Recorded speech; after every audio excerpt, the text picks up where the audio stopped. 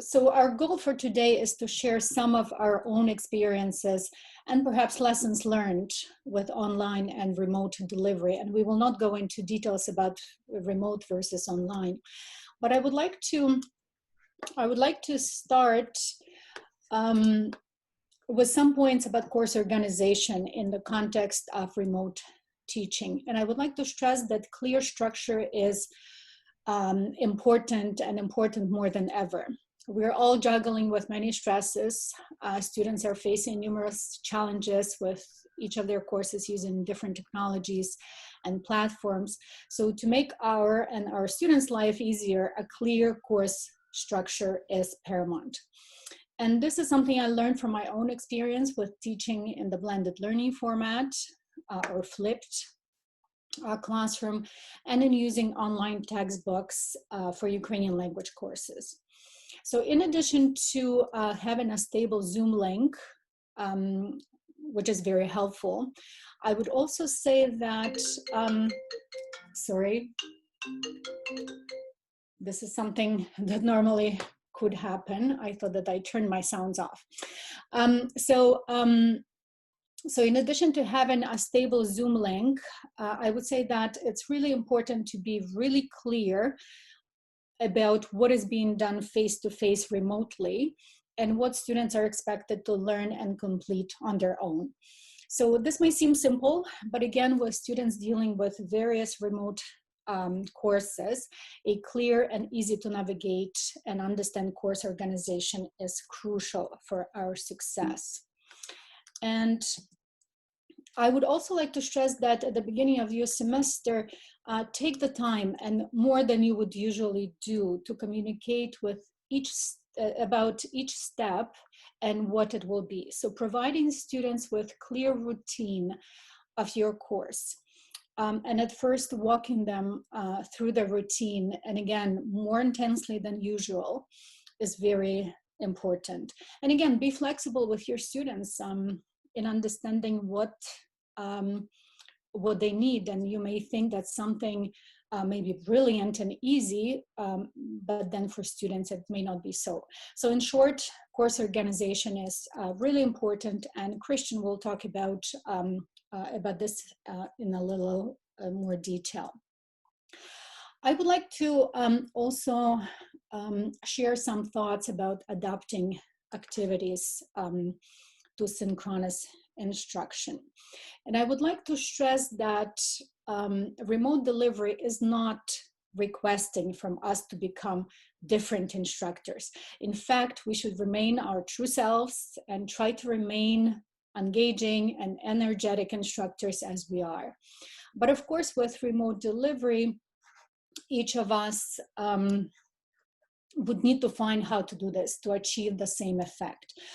Of course, we need to get to know our students. And again, I will leave to Heather to discuss community building. As you also know, there are usually many fears with remote and online learning. And among those, a reduced level of interactivity among students and with the instructor, a reduction or loss of student engagement while working on various tasks and so on. So let me focus on interactivity, and rather than presentational mode as I'm doing right now, which would be very boring in a language classroom. So in my remote teaching, and in no way I'm a specialist in this, I'm learning as we go, I used Zoom and will share some of the ideas, which may not be new to some of you, but perhaps could spark some further discussion and imagination thinking. So in face-to-face, but remote classroom, as in my normal teaching, I would strongly recommend some engaging warm-up activities and something that would spark energy, something that would make your students show their faces. And it's actually nice to see many of the faces shown right now. An example could be to have some culturally interesting and relevant background. And again, some of you already have those. So for instance, we can arrive to Ukraine, right? We can be at the airport. Or for instance, we can go to a market, or we can go to a restaurant, or perhaps in our today's class, we go for coffee in Lviv, Ukraine. So, so let's go for coffee, and let me share my screen again with you. So this is just an example of a warm-up activity, and you can use a poll, which is built in Zoom. You can create, okay, so what will we order? And you can have different answers, and you can have your students show, you know, to brainstorm about ideas. Here you can see how students are responding. And you can share the responses, you can discuss those, and so on. And of course, you can use, oh, I changed my background from coffee to something else.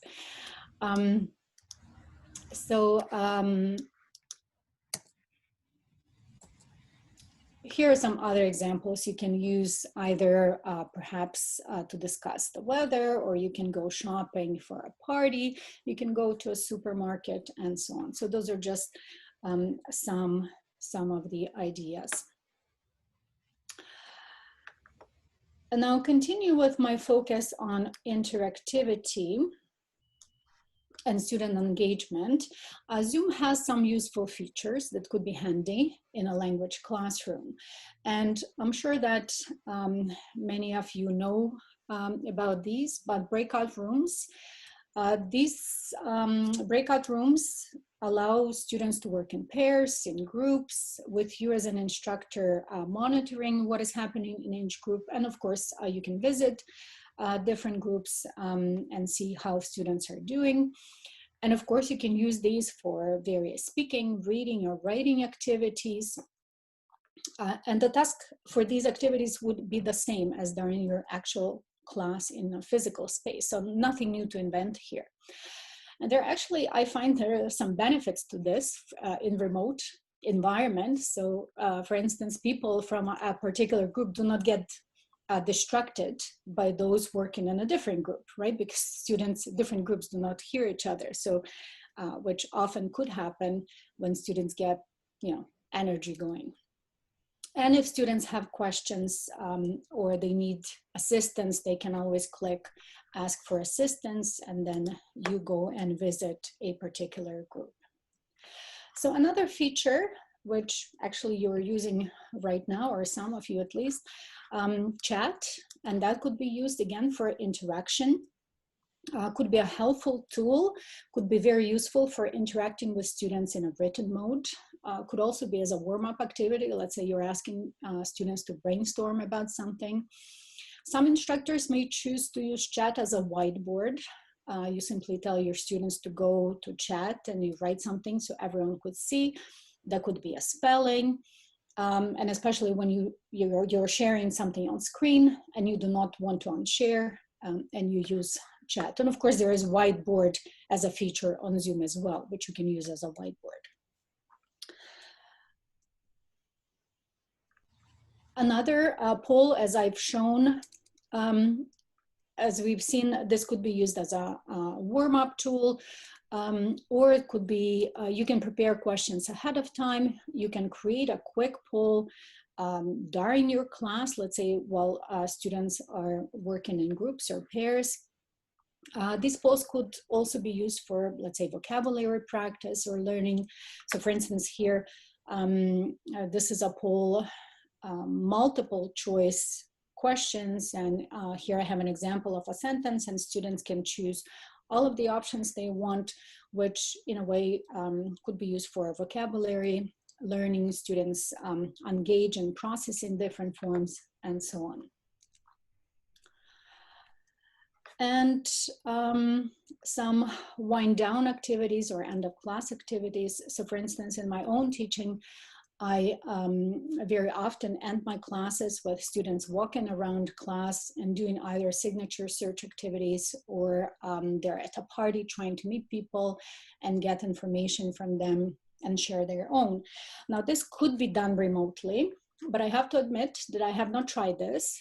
But while researching on how to do Zoom cocktail parties, I came across a suggestion that that if you make everyone co-host, which I would only do maybe towards the end of the class because that could get dangerous, and place people into breakout rooms, each person would be free to move around the breakout rooms. So I'm not sure, just throwing this idea, perhaps someone has suggestions, but students then later could be asked to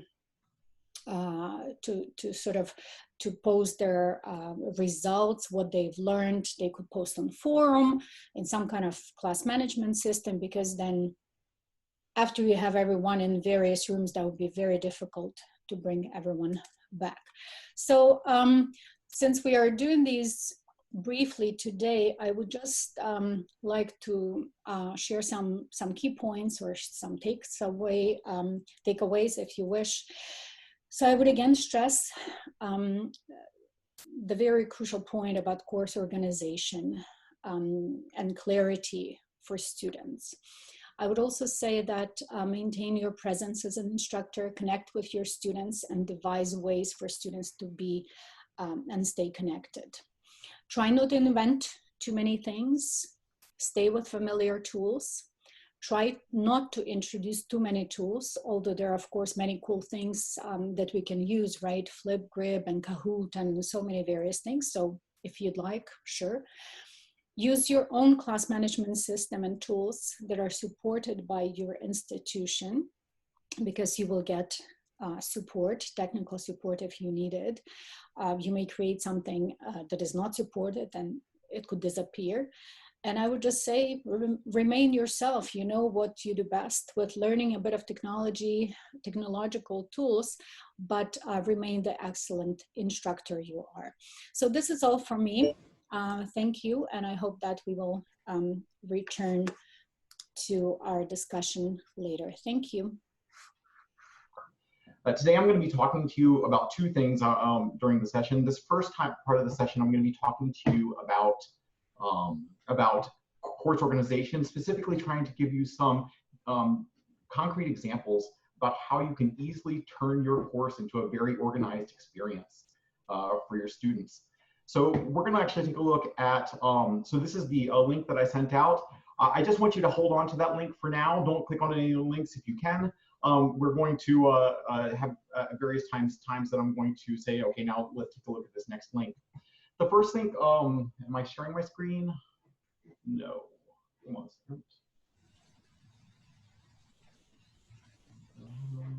I am sharing, but I don't know which screen I am sharing. Hold on a second, one more time. There we go. Okay, so this is the site that you just received. So I wanted to actually talk about course organization, because I think what Alla said, it is really imperative that there's some course organization. I'm going to basically go over some really, really easy steps that you can have full transparency in terms of how your course runs on a daily basis. And I think most of us use Canvas, and so I wanted to just show you 3 different examples about how you can turn your course into an easily manageable Canvas course that will automatically be self-evident to your students. You know, I basically go by the principle, if you can't figure it out in 30 seconds, you probably have to change something about your organization. I want to show you first Reality Check, and you all received a link to this. This is a public-facing Canvas site for Reality Check, including currently 5 chapters of content. Over the next 6 weeks, I will be publishing 5 more chapters. Now, as you can see for Reality Check, everything is organized on a day-by-day basis. I will stress, this is 6 years of work. So this is nothing that any of us can turn around in the next 2 weeks. And that's why I'm going to show you some smaller examples as well. But when I bring this to my students, they automatically see that this is the material that they are going to learn on the first day. And this is all the things that they're going to do before class for the second day, and the third day, and the fourth day. And that's how the course is organized. And now I said this took 6 years to develop, but I'm going to show you an example of a second course that I developed just over the summer. This was second year Czech using Czechina Express 3 and 4. And this was something that I was able to produce module by module in about 10 to 15 minutes a day.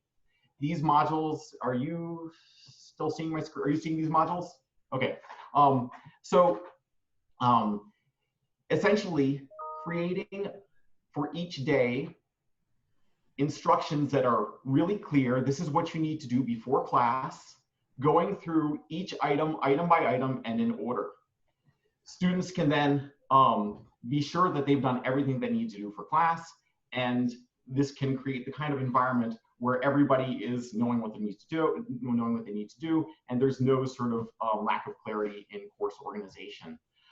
There are other ways, of course, of organizing as well. I just think the day-by-day schedule works really, really well. Now, here's an example of your Canvas course as you're going to, if you haven't done any organization, and I highly recommend the module view. And really all you have to do is create something as simple as day 1 or add the date to it, whatever. Make sure you publish it, of course, and then you can just add any sort of items you want. If you're working mainly off of PDFs, then you can just add your PDFs by uploading files. If you're working off of websites, you can add your URLs to that, etc. And this is a really, really good way of organizing our courses. So if you go back to this website or that I sent you at the beginning, and I'm going to actually just end here because I'm going to be coming back again to talk about how we can use Google Docs specifically to teach in our classrooms. I would say, recommend take a look at this publicly available reality check Canvas site. Also, knowing that there are lots of Czech instructors here, these will be available for anybody to use indefinitely. So if you want to access any of these materials during the year, you are more than welcome to do that. As Alla mentioned, there are a lot of tools out there. And it's a lot of work to learn different tools. But I think one thing, a common denominator that we all have is that we know how to use Google Docs, or we've had some experience with them. If you can use Word, then you can use Google Docs. It's really a 10-minute job to learn Google Docs. And so really what I'm going to show you here is first, if you click on the first link here, using Google Docs, I'd like everybody to click on this link. And I think we all have a lot of concerns going into the semester. I'll wait till everybody clicks on the link.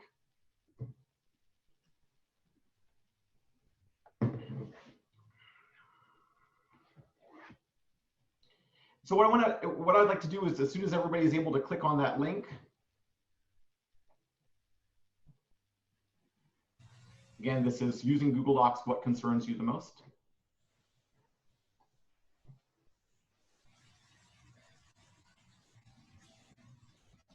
And as soon as you're in, go ahead and write your name and just write one sentence, a concern you have going into the semester.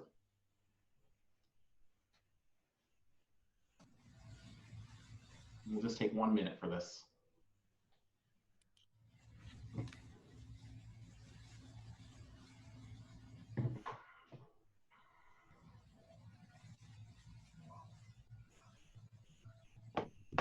It's fucking.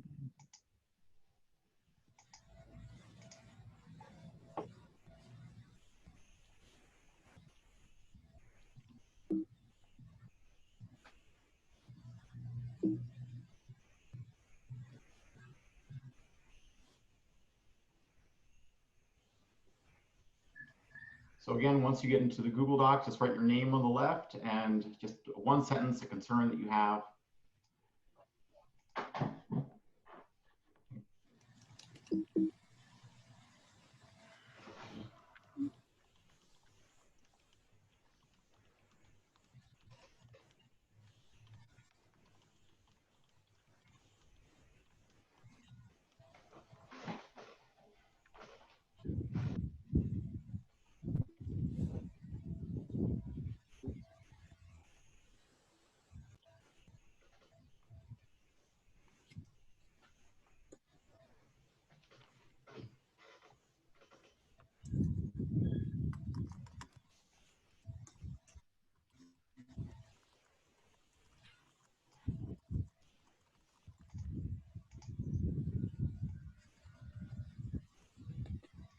Okay, if you haven't finished typing in a concern,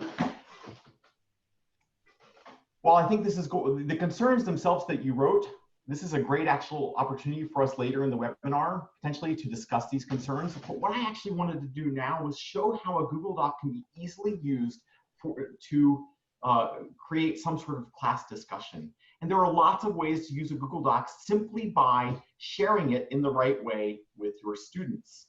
All I did for this was share a link with you, but in the background, I came to the share settings and I went to link sharing, and specifically I created this, or changed the settings so that anyone with the link is an editor. This is a step that only takes about 30 seconds, so it requires very little prep. So as long as you can type something into a Google Doc, you can create this kind of experience for your students. Now, if we imagine this were a language class, there are all sorts of opportunities where you could have some sort of prompt, some sort of discussion topic, or even just some sort of grammar exercise, or whatever you're working on in class that day can be the sort of place that or sort of thing that you can put into a Google Doc and have students work together. And now I'm going to show you 3 concrete examples of how I used Google Docs just this summer for my classes. The first one was we were using Czechina Express Štěrší, which specifically has a reading on fair trade chocolate. This was happening in June. And of course, all sorts of protests were happening in the United States, of course, very serious protests. But in good Czech style, I took some of the humor that Czechs use to talk about the world and made a protest against unfair chocolate, non-fair trade chocolate. I gave them some vocabulary as well as some questions, and we used these for discussion. And I've left these unedited below. I gave them opportunities to create their own billboards that they could walk around and use to talk about or to protest against non-fair trade chocolate. And I was able to do this simply by inserting what's known as inserting a drawing. So insert drawing. And students were able just to double click on this, gain access to the drawing, and type in whatever they wanted. Now, if you want to take a look at this document is also linked right here in my website. So please, by all means, in fact, make your own protest sign right now if you want. The next assignment that I'd like to show you is we were discussing shopping. And so the students were asked to, they had 4 discrete tasks that they were supposed to do. We took 10 minutes where everybody went into their own breakout room. So it was the sort of breakout room situation where there was nobody else in the breakout room with them, but it allowed me to rotate between breakout rooms and to discuss things with them in a way that wasn't going to in any way disrupt the other students.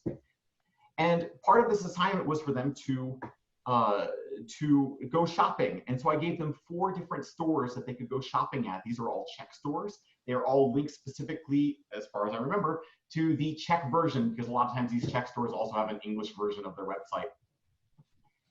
And they were specifically given 4 tasks, and I color-coded them so it would be immensely clear to them what tasks they are supposed to be doing. So there was the blue task, the purple task, the green task, and the yellow task.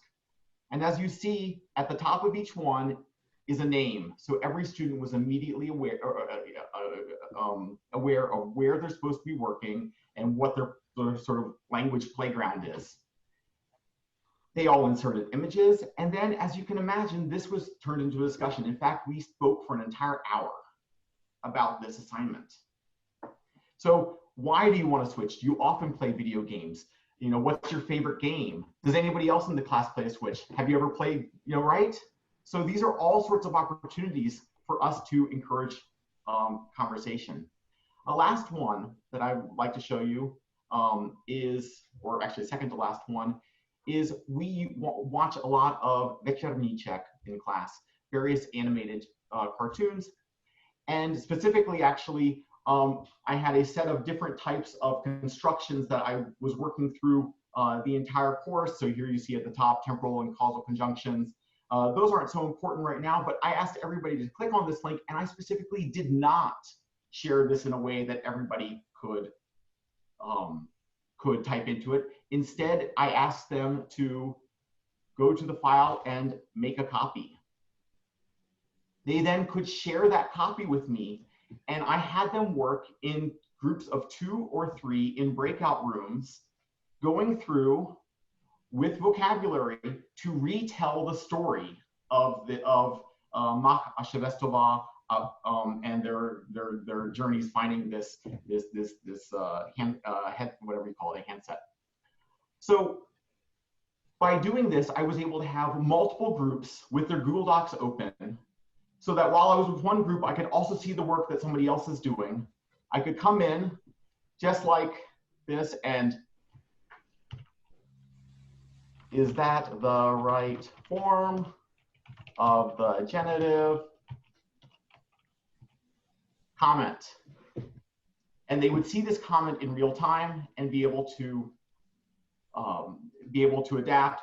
And you would see them not 1 or 2 seconds later going back and changing the form or figuring something out. So this is a way that we can all share our work and have students working in groups together, and how we can, one of the things that I find most frustrating about teaching online is we don't have those teachers' ears where we can hear the entire group, right? I might be working with this group, but I'm listening to 2 other groups at the same time. But this was a way that I could work with 3 different groups at the same time by, again, seeing all their work in real time as they do it, and then switching to that group when it became necessary, when further discussion, conversation about a topic warranted it. Lastly, Alla mentioned using the whiteboard or the chat session for basically as your virtual blackboard in class. I think that's fine. I think a lot of instructors do it, and they do it with success. I will actually say I've had much more success with Google Docs, and I'll tell you why. Google Docs are permanent. When I share this with my students, I share that to them in Canvas. So here you can see, for example, Poznamki that I put after every single day of class. Poznamki were all throughout my organization of the class. And so I was able to give them various vocab, sometimes on the fly. People wanted to be able to talk about something.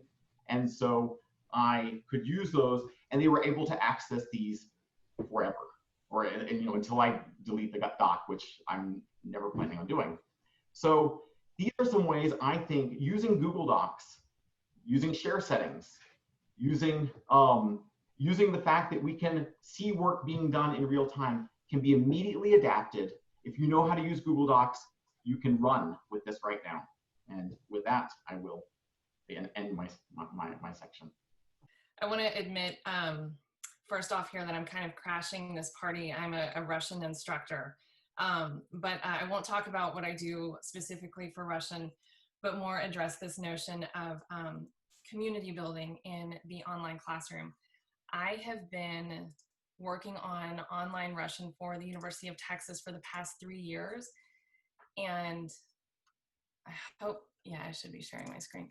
And I think, like a lot of you probably immediately experienced when we switched to online because of COVID, I started experiencing a few years ago when I started developing these online classes. I saw very quickly that what can very easily and naturally, spontaneously develop in the face-to-face classroom, this wonderful community of learners, and this back and forth between instructor and students develop so naturally in the online, in the face-to-face classroom, doesn't actually happen in the online classroom unless you intentionally build it into your curriculum design.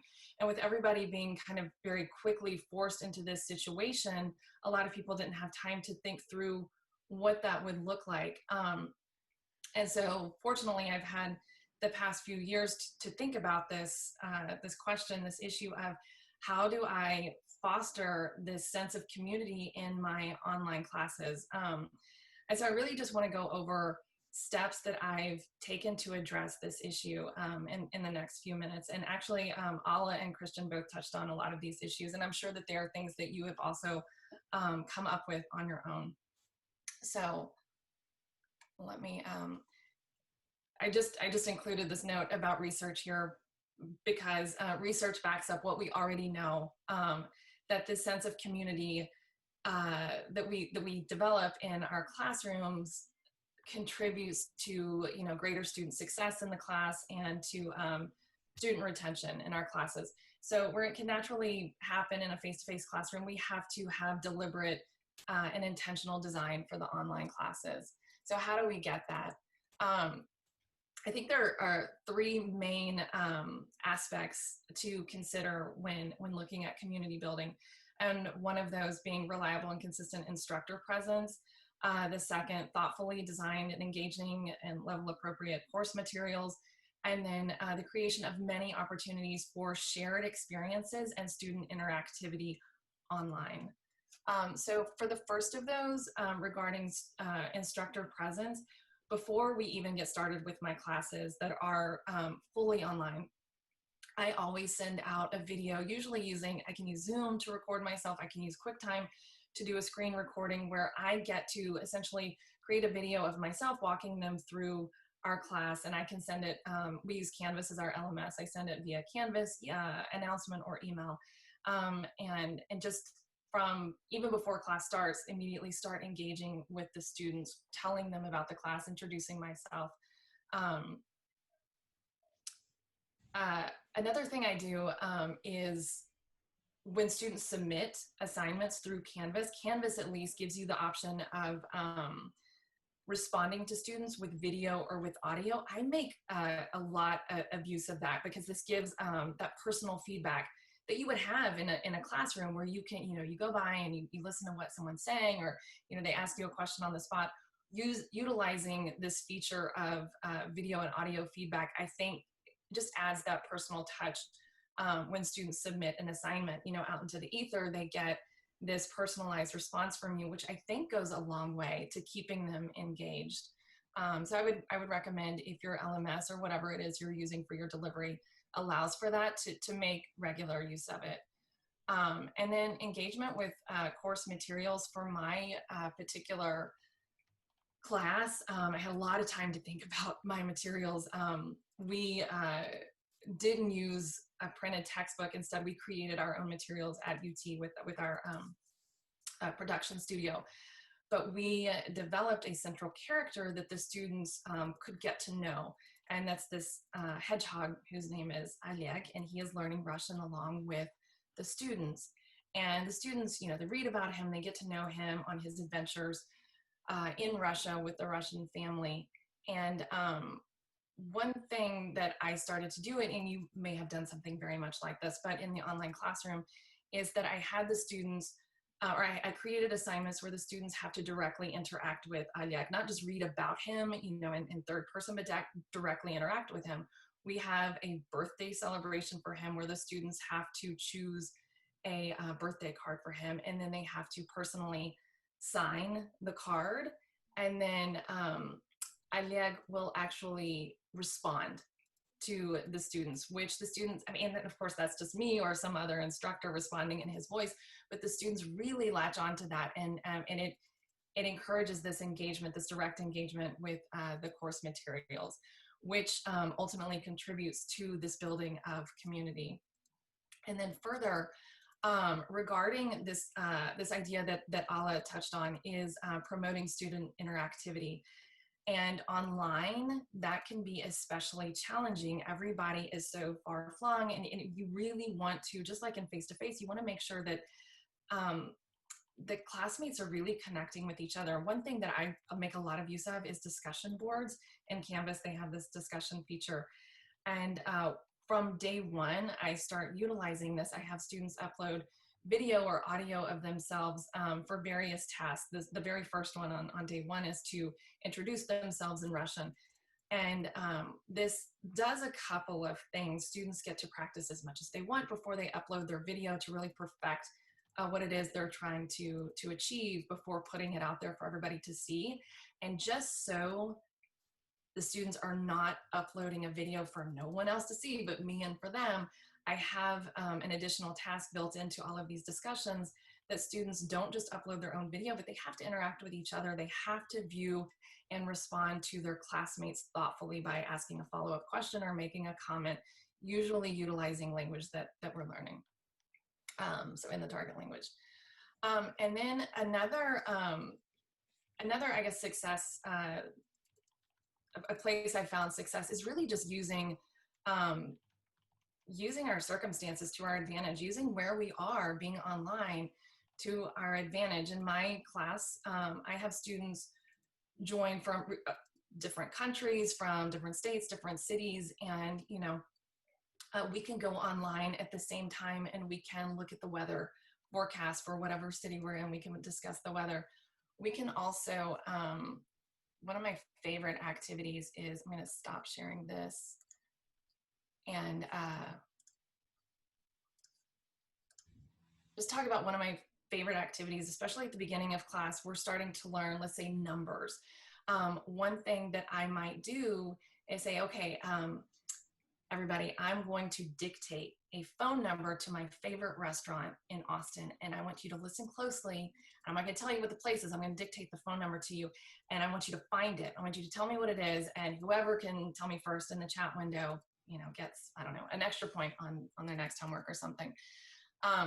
But the point of this being is that it creates this shared experience that everybody is simultaneously engaged in, and touches on kind of the personal in all of us, that encourages this direct engagement.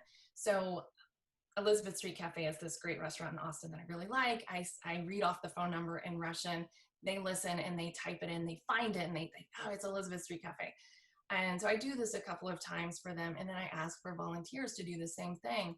And the students, they might be in Boulder, Colorado, they might be in France, or in Canada, and they share a phone number, and we all, Google it and find the place. And this gives us something to talk about. It gives us a way to get to know each other while at the same time using the language and using the technology to, to its advantage, to help us further our goal of creating this community. Further on down the road, so this phone number sharing is very good for introductory level, but further on down the road, I might say, okay, I need directions for Elizabeth Street Cafe. Well, one thing you can use is Google Maps. We can look at directions, and we can figure out where each of us is located, and we can see, if we want to share this information, where we are, and describe how we get to this restaurant. So I really just wanted to say, I like this idea of using the technology to our advantage, to not try to force what we know from the face-to-face classroom into the online classroom, but to find a way to exploit online to our advantage, to toward building a community, and using Russian, interacting with Russian and getting to know each other. Anyway, that's my quick overview for how I've landed on strategies toward building community in my online classes. And that's it. With that, I will end my presentation. Hello, everybody. My name is Ilona. I teach more than 20 years at the Faculty of Arts at Charles University. And I would like to share with you some experiences from the semester that went online, from class teaching, because in Prague the close-up started in the middle of March.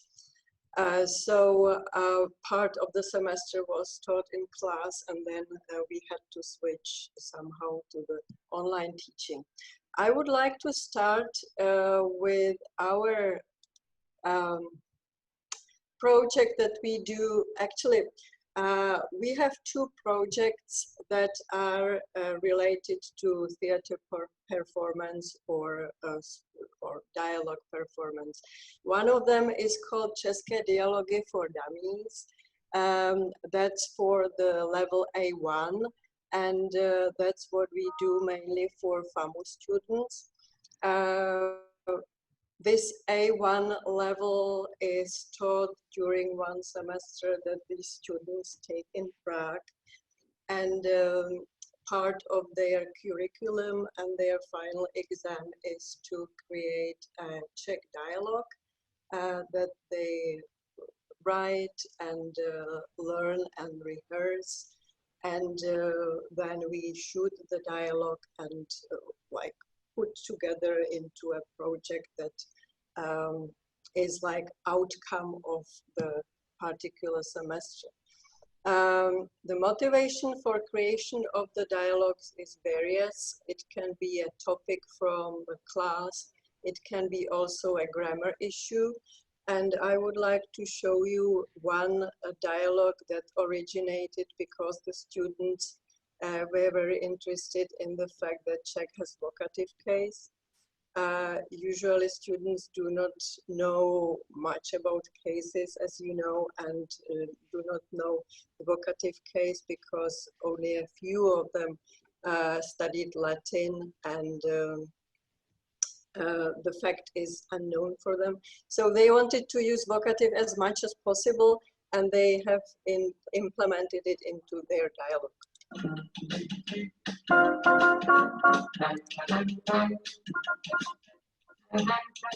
Zoek je camera. Camera.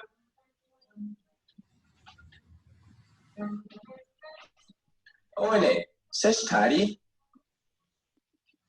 Erku, kdeye Owen? Ine, kdeye Owen? Owen, kdeye zes? Jak jde Owen do studia? Jede tramvaj. Tramvaji mají zpoždění? Nikde nemají zpoždění.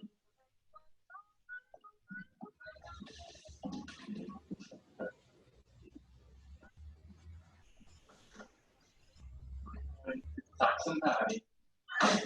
Je zpoždění. Promiňte, dostával jsem pozdě. Jsi spokojený? Ne, to pohodě. Fajn.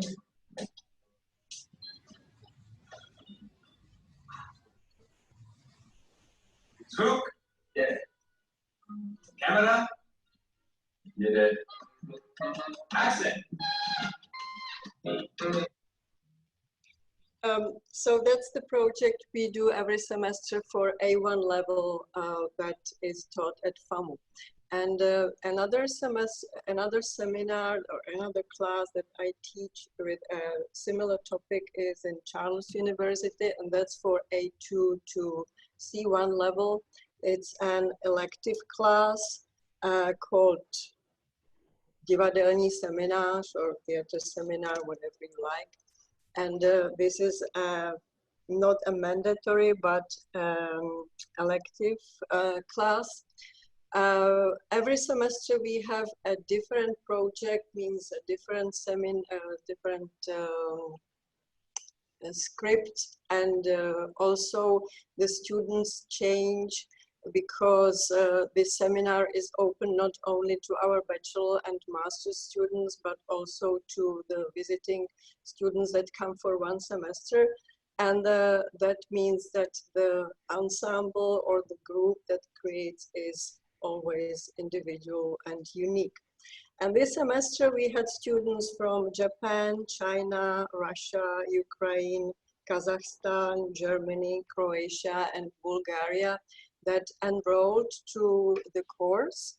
And the course started in a regular base, which means that we started in class with some warming up exercises, then presenting the topic of the semester, and that was Božena Němcová. Božena Němcová, as most of you know, is a Czech female writer of the first half of the 19th century.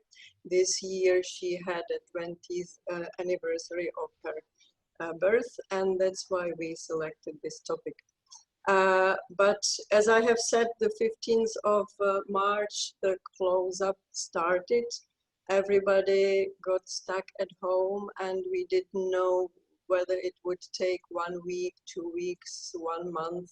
So we were kind of hesitating what to do, whether it's worth even to continue with this project, because we knew that there might not be any performance, and if there is no performance, then the students do not have really a motivation to learn their role and to practice and so on.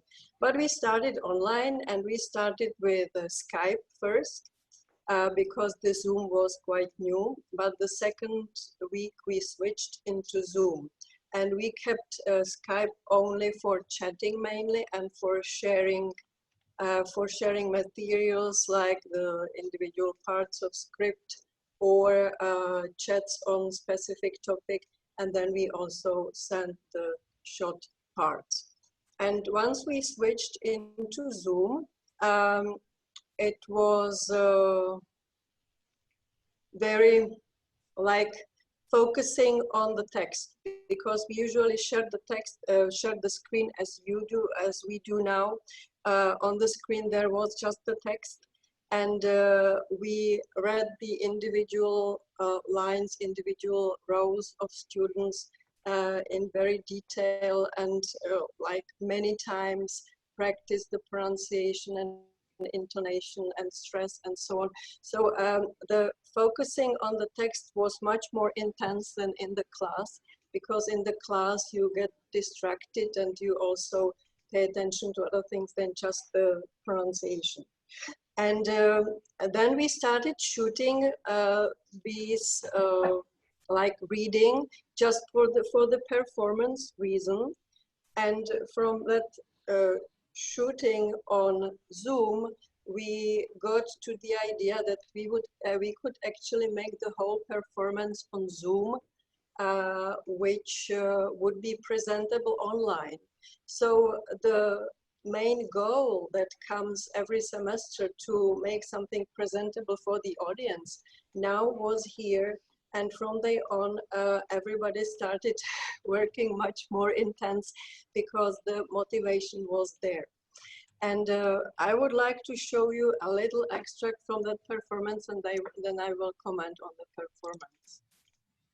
There are only Czech subtitles, but I have noticed that a lot of people understand Czech, so you will pardon me for that.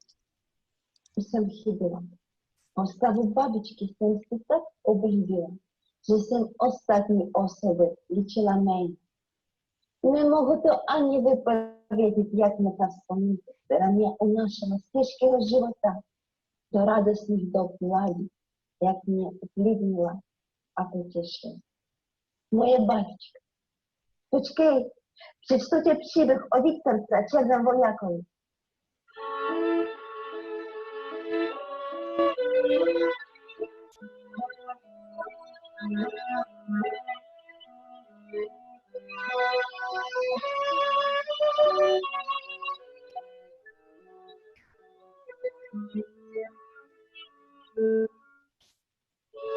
Doktorka je děvče jako malý, pracovitá jako včela. Hodně chlapců už jich dělal ta ženu, ale ona nikoho nechce. Teprve je jí 20 let, ještě si neuvědá světa. Nedávno přišli do naší vesnice vojáci a jeden z nich začal za doktorku chodit. Když jde to vesela, jde za ní. Nedaleko od ní stojí a jen na ní se dívá. Všude za ní chodí jako stíl. Proč za mnou chodí? Je divný. Nikdy nemluví. A nesměje se. A já se ho bojím. Bojím se jeho očí. Ty jeho oči neznamenají nic dobrého. Jsou černé a sousedka povídala, že v noci i svítí a nad nimi do černé obočí jako havráník šidla. Uprostřed se spojuje a do plic znamení, že ty oči jsou čarovné. Jsou čarovné? Viktorko, půjdeš v neděli tancovat? Nechce se mi. Co se to s tebou stalo? Nevím. Už mě nebaví nikam chodit, ani tancovat, abych ty jeho oči nepotkala. Tolik tě to trápí? Kdyby teď pro mě ženich přišel, ať chudý nebo bohatý, hezký nebo ošklivý, hned bych si ho vzala. Nikdy nemáme klid. Nemůže se klidně vyspat ani pomodlit. Viktorko, znáš to Niklas vám Bršic? Nechal se slyšet, že si na tebe myslí. Kdybys chtěla, přidat ho na námluvy. Tak nás neděl přiveďte. Že se tak rychle rozhodl. So basically the script is about Němcová's life, and as an inherent part of the story is a story of Viktorka that we know from her most famous novel, Babička. It looks quite smooth and easy. I think when we see it in the final stage, but it wasn't like that because there was a lot of technical problems. For instance, most of the students were staying in a dormitory, and there the technical like conditions for internet transmissions through Zoom were not good. So there was a lot of takes that we had to throw away because there was some kind of technical problem. Also, maybe I will speak more about the students' motivation also. So they were challenged to prepare their costumes each by themselves because, for instance, the student at the bottom, she was in Croatia and another student was in Germany. Part of the students went home after the lockdown, I forgot to say. So not everybody was in Prague. And one of the students challenged herself to design all the costumes and the faces, which we could see. We have used her sketches to introduce individual parts of this Němcová show. And then they were trying to dress themselves and to make their hairstyle according to the drawing and according to their instructions, which was also a challenge. Also to set the scene. We were trying to make the neutral background a white for everybody, but you can see that the white is different. Everybody had a different white. But what was the biggest challenge was to get oriented in the space. Because, for instance, here Viktorka is the upper left corner, but they didn't know about it. We have sent them the print screen, but still it's left, right, like confusing. And we had to explain in Czech where is their communicative partner, where they would look and how they would pass objects, for instance, because they are also passing each other papers or mugs or other things in other shots. I will not talk too long. Maybe I will leave it for the discussion that can come later.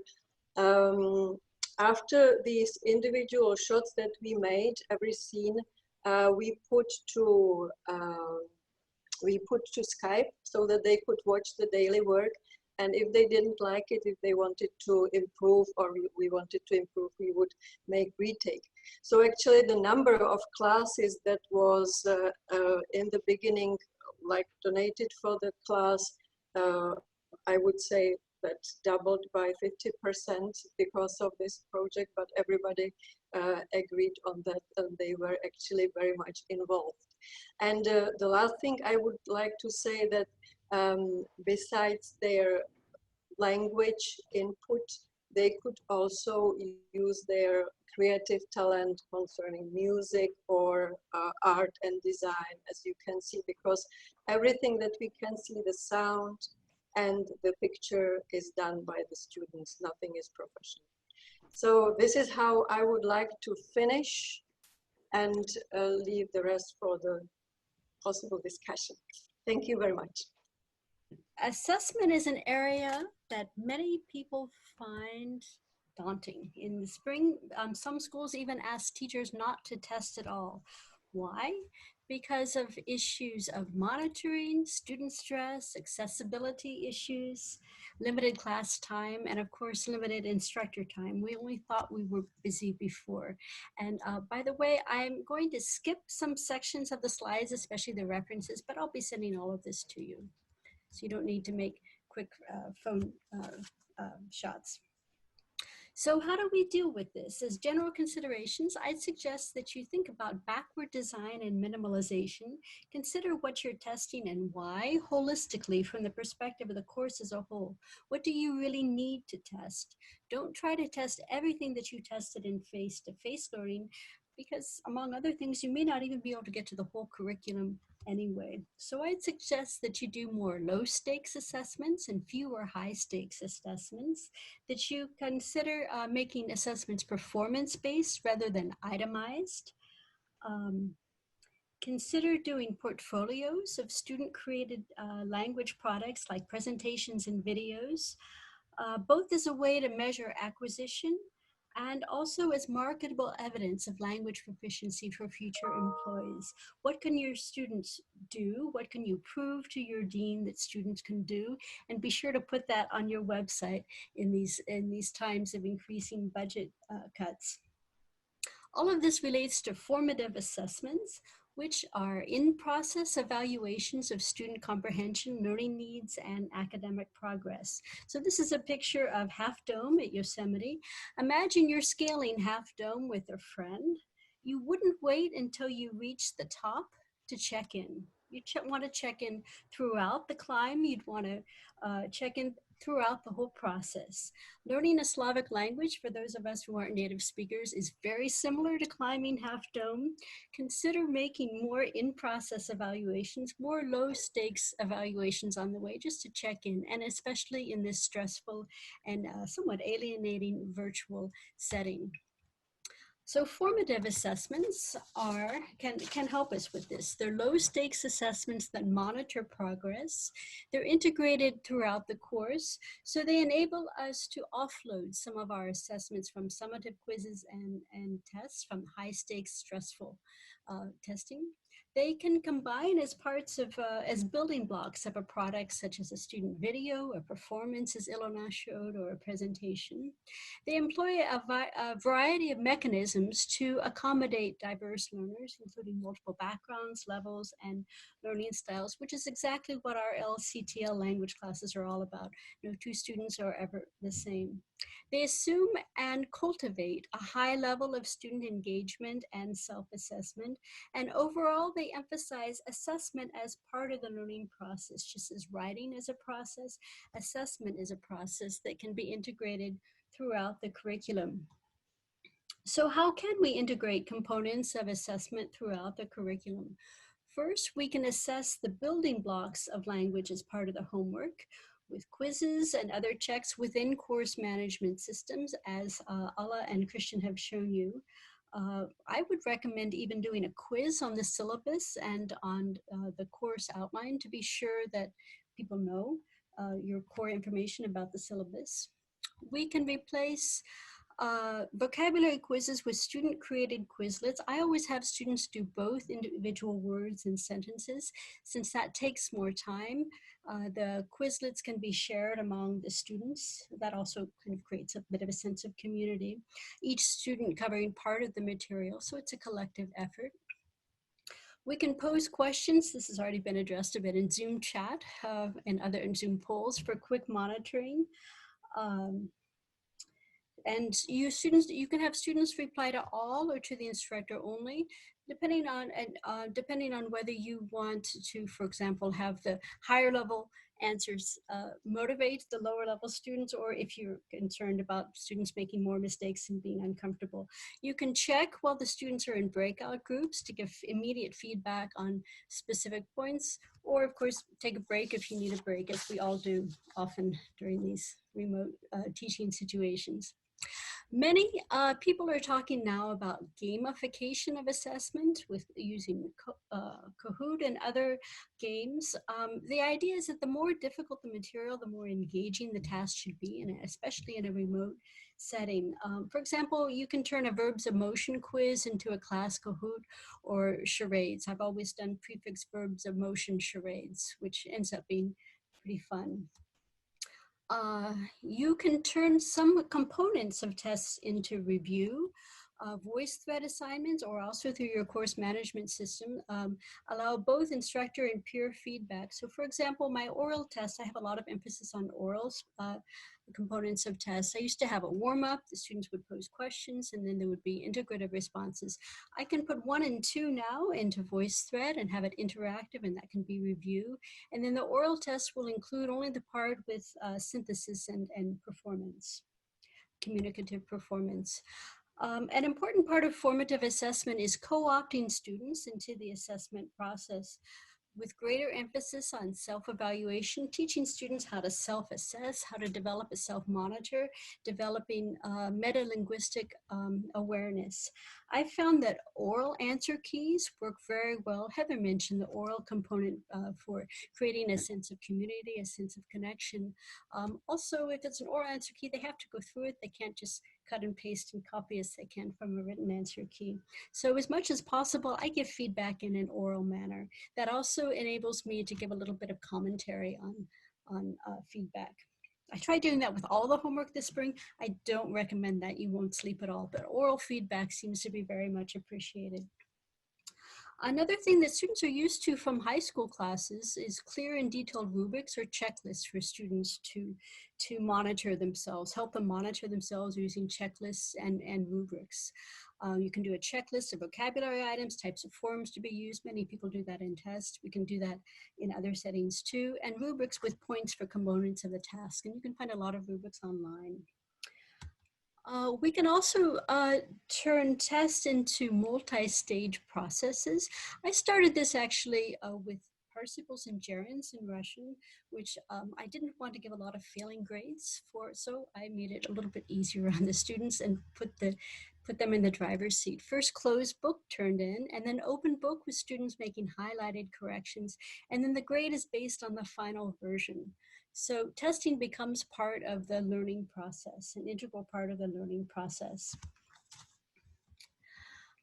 We can also do student-generated assessment questions where students review the class PowerPoints. I tend to do very detailed PowerPoints. Then they write test items based on the PowerPoints. And then in review session breakout groups, each student is responsible for guiding the other students through the questions that they wrote. So that gives them a specific task and a leader on specific parts of the breakout groups. Given that we do have to test though, coming back to the elephant in the room, what type of tests are the most viable in virtual settings given the limitations that we're facing? First and foremost, performance-based rather than itemized. So students create with the language rather than checking online and looking up the answers. Assessment types with the potential for individualization. That's especially true with our LCTL classes. They tend to be small. We know our students, and our classes are an opportunity for them to be individuals. Oral formats, creating. Assessments in multiple steps with clearly defined instructions. In general, we need to proactively facilitate students asking questions when something's unclear. We need to let them know that they can ask through chat, for example, if the test is synchronous, or they can email you if it's not.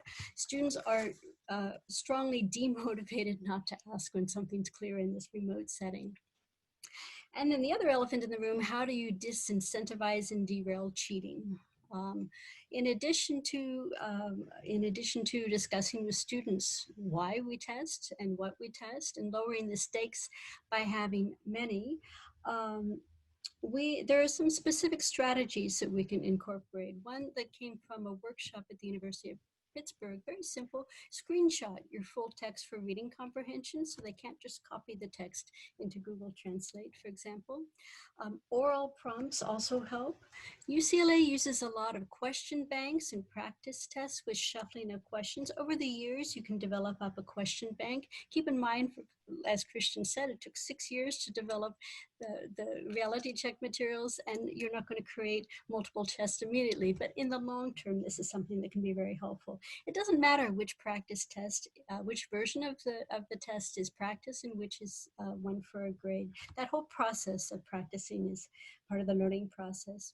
Many people suggest time limits. So students have to know the material well in order to complete the task. I'm a little bit hesitant about that because in my experience, pacing varies among students across much more than acquisition. There are students who do well quickly and students who don't, and it doesn't always have much to do with mastery of the material.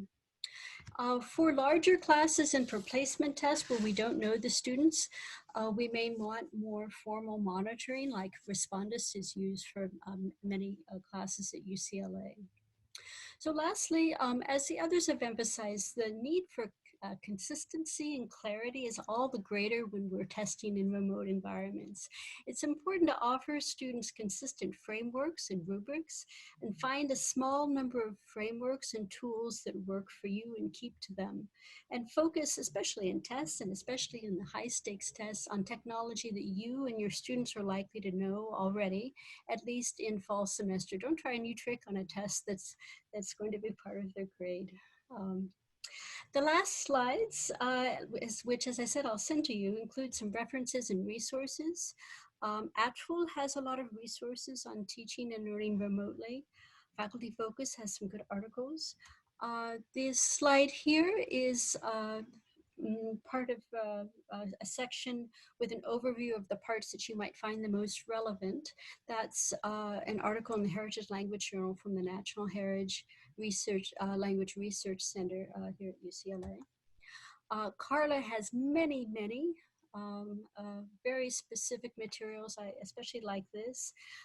It connects task types with the actual proficiency guidelines, which I've copied there for easy reference. IELTS has listed some of its recent webinars. I made them accessible for free online, and I definitely recommend those. They also have some fabulous short articles, very brief articles, highly focused topics with step-by-step instructions.